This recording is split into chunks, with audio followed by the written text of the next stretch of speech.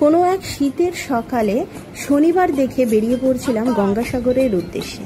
সকাল সকাল শিয়ালদা স্টেশনে পৌঁছালাম, তারপর নামখানা লোকাল ধরে 2.5 ঘন্টা পেরিয়ে পৌঁছে গেলাম নামখানা স্টেশনে।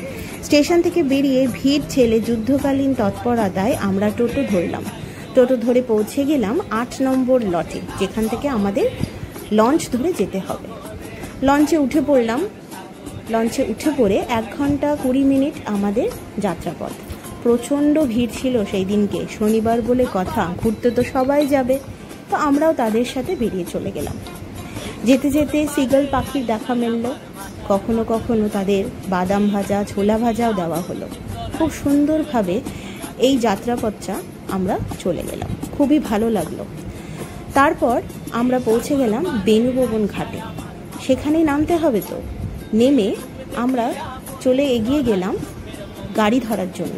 গিয়ে দেখলাম সেখানে ম্যাজিক গাড়ি, এমনি 4 চাকা গাড়ি, টোটো গাড়ি সব রকম আছে। টিকিট কাউন্টারে গিয়ে সেখানে লিস্ট দেখে আমাদেরকে ঠিক করতে হবে কোন গাড়ির কত টাকা।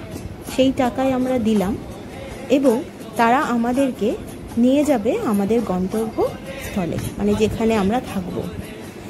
খুবই সুন্দর লাগলো। আপাতত আজকে এইটুকুই থাক।